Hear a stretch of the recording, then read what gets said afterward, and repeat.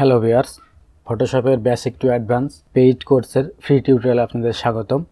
আজকের ক্লাসে আপনারা যে বিষয়টি শিখতে পারবেন সেটি হচ্ছে ডকুমেন্ট সেটআপ। তো আপনারা কিভাবে ফটোশপের ডকুমেন্ট সেটআপ করবেন, আপনারা যদি কোনো ডকুমেন্ট নিয়ে কাজ করতে চান সেই ডকুমেন্টটা কত সাইজ নেবেন, ডকুমেন্টটা ইঞ্চিতে নেবেন নাকি পিক্সেলে নেবেন, ইঞ্চি কি পিক্সেল কি, এবং আপনারা কোন ফরম্যাটে নেবেন, আরজিবিতে নাকি সিএমওয়াইতে, বা আরজিবি কি সিএমওয়াই কি, এই ধরনের আরও অনেক আলোচনা হবে আজকের ক্লাসে। তো ক্লাসটা খুবই গুরুত্বপূর্ণ হবে, আশা করছি আপনারা সম্পূর্ণ ভিডিওটা দেখবেন।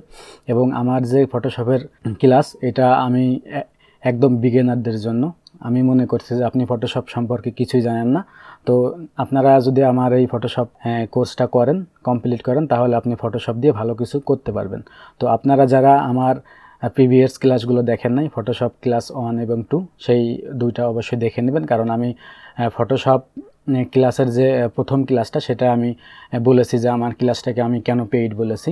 এবং আমার ক্লাসে কিন্তু আপনারা 24 ঘন্টা ফ্রি সাপোর্ট পেয়ে যাবেন। আপনারা ফটোশপ দিয়ে কাজ করার সময় যদি কোনো প্রবলেমে পড়েন, সেটা আপনি সাথে সাথে জানাবেন, আমি হেল্প করার চেষ্টা করব। কিভাবে আপনাকে সাপোর্ট দেওয়া হবে বিস্তারিত ডিসক্রিপশনে দেওয়া আছে। এবং আমি ফটোশপের কোর্স কমপ্লিট করার পরে আপনারা এই ফটোশপের যে কাজগুলো দেখাবো, আপনারা এই কাজগুলো দিয়ে কিভাবে অনলাইন মার্কেট প্লেসে কাজ করতে পারবেন সেগুলোও দেখাবো।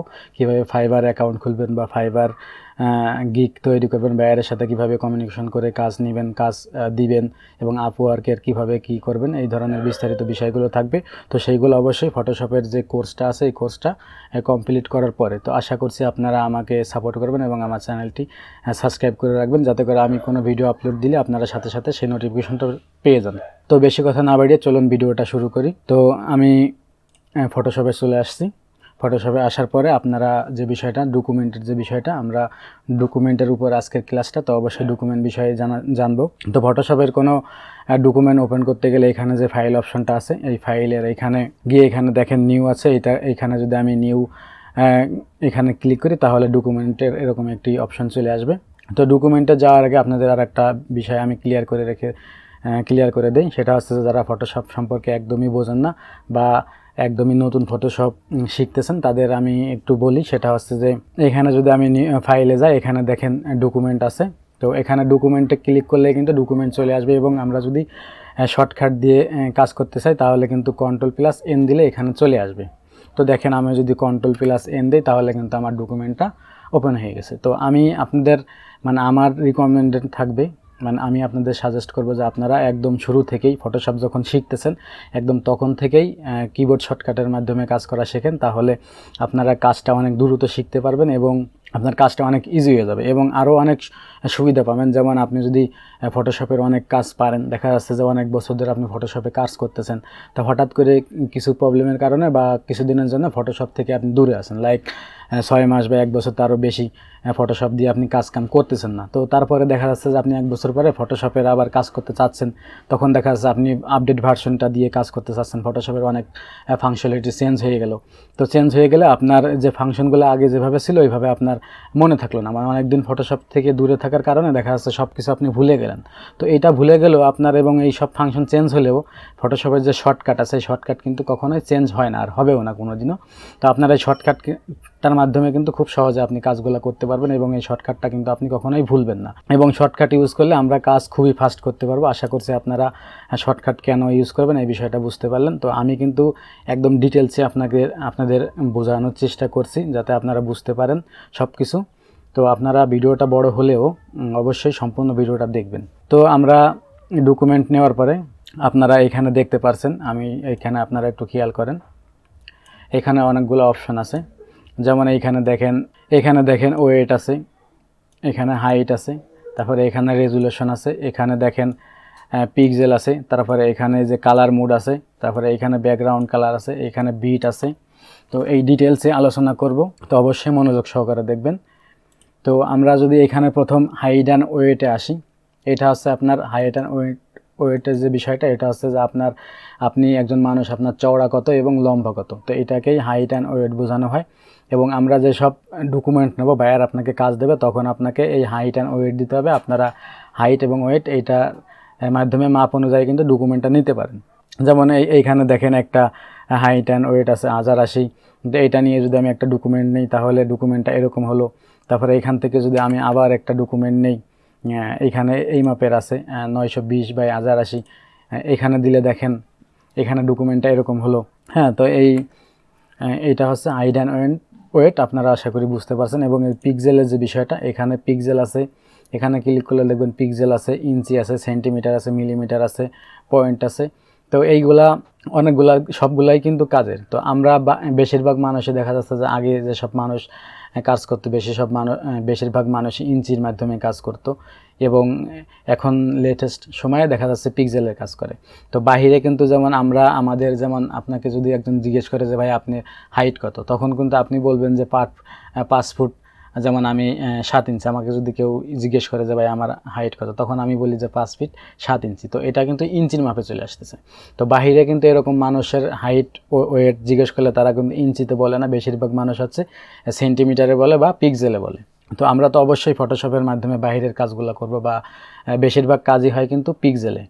তো এবং কিছু কিছু কাজ আছে যেসব প্রিন্ট বেস কাজ, সেগুলো কিন্তু পিক্সেল ইঞ্চিতে কাজ হয়ে থাকে আর কি। তো এখন হচ্ছে যে আপনি বায়ার আপনাকে একটা কাজের রিকমেন্ড দিল, আপনি সেই বায়ার দিছে আপনার পিক্সেলে, বা সেন্টিমিটার আপনাকে কাজ দিছে বায়ারে। এখন আপনি সেন্টিমিটারের মাপ তো বুঝেনি না, বা কীভাবে ডকুমেন্ট নেবেন। তো আপনারা এই সেন্টিমিটারটাকেই কিন্তু ইঞ্চিতে বা পিক্সেলে কনভার্ট করতে পারবেন, বা মিলিমিটারে কনভার্ট করতে পারবেন। তো সেজন্য কীভাবে কনভার্ট করবেন সেই বিষয়টা আমি দেখিয়ে দিচ্ছি। তো আমি ক্রোম ব্রাউজারে চলে আসছি। এইখানে ক্রোম ব্রাউজারে এখানে জাস্ট সার্চ দেবেন যে পিক্সেল টু ইঞ্চি। তো পিক্সেল টু ইঞ্চি সার্চ দিলে দেখবেন এখানে কনভার্টার অপশন চলে আসছে।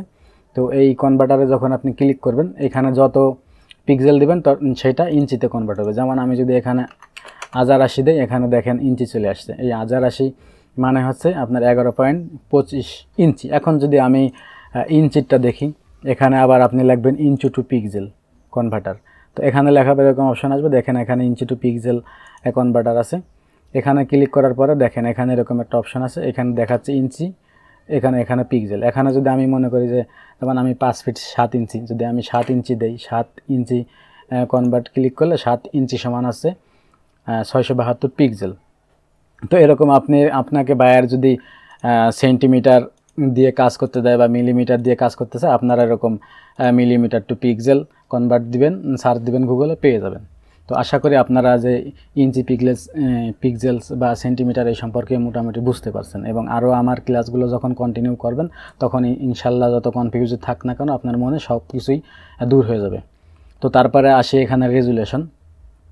তো রেজুলেশনটা হচ্ছে যে সাধারণত দুইটা রেজুলেশনে কাজ হয়, একটা হচ্ছে 72 আর একটা হচ্ছে 300।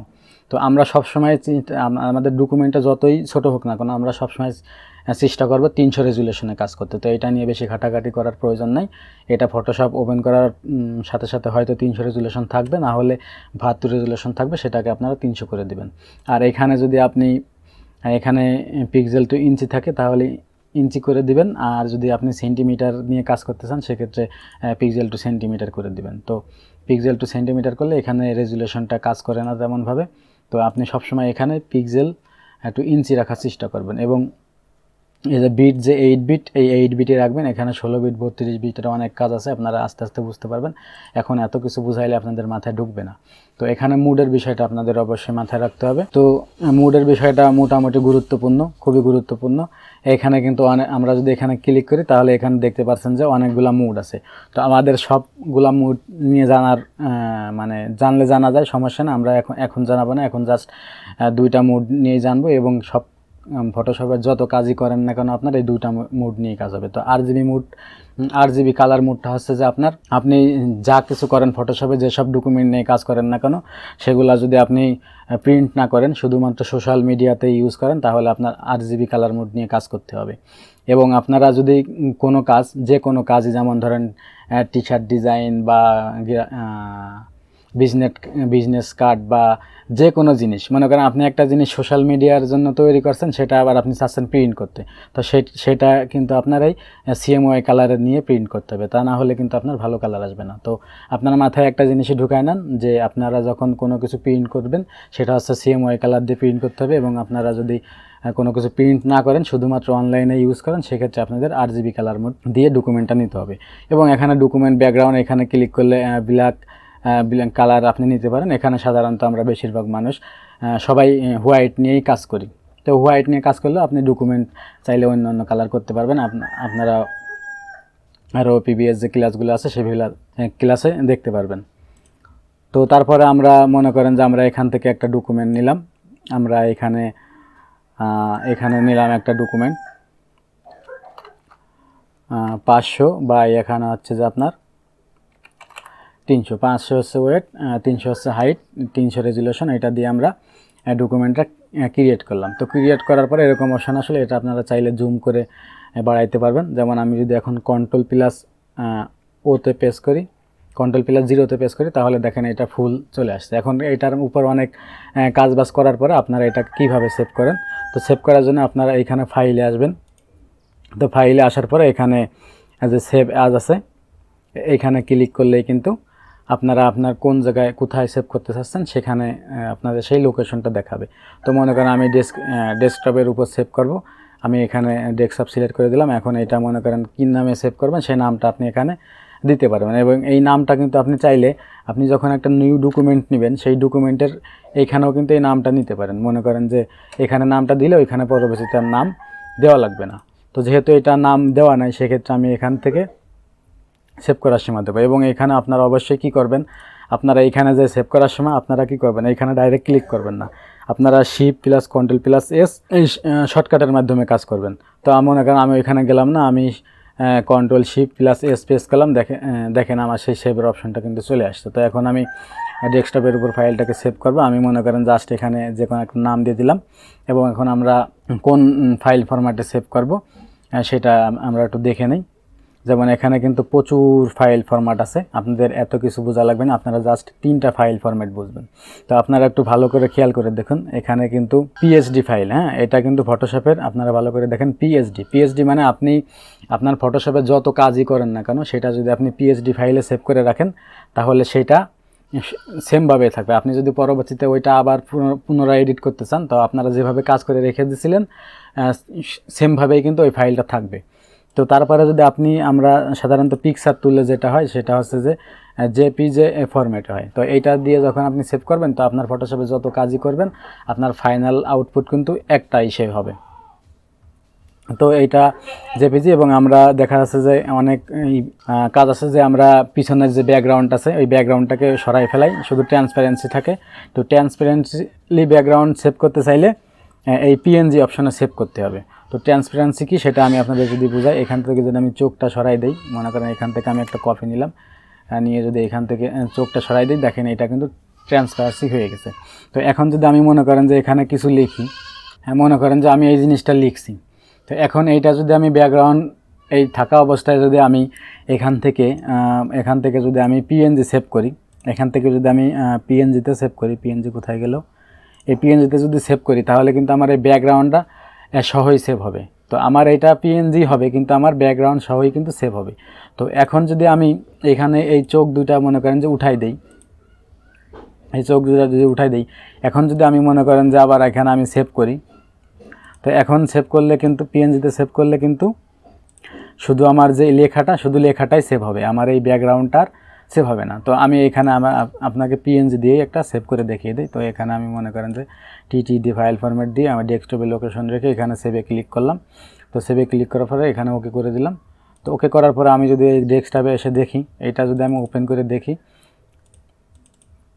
তো এখানে দেখতে পাচ্ছেন যে শুধুমাত্র কিন্তু আমার লেখাটাই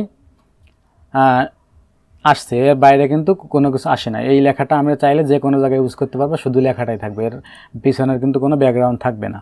এবং আমরা যদি এটা জেপিজি বা অন্য কিছুতে সেভ করি তাহলে পুরো ব্যাকগ্রাউন্ডটা নিয়েই কিন্তু থাকবে।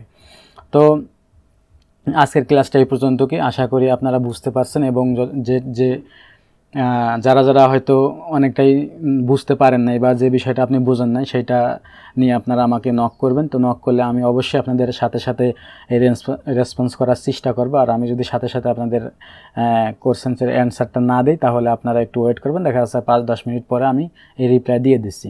তো ভিডিওটা যদি আপনাদের ভালো লাগে অবশ্যই ভিডিওটা লাইক দিবেন এবং আমার চ্যানেলটি সাবস্ক্রাইব করে রাখবেন। আমার ক্লাসগুলোতে কোন জায়গায় আরও ইমপ্রুভমেন্ট দরকার আপনারা আমাকে বলবেন কমেন্টের মাধ্যমে, তাহলে আমি সেগুলো আরও ডিটেলসভাবে আলোচনা করার চেষ্টা করব।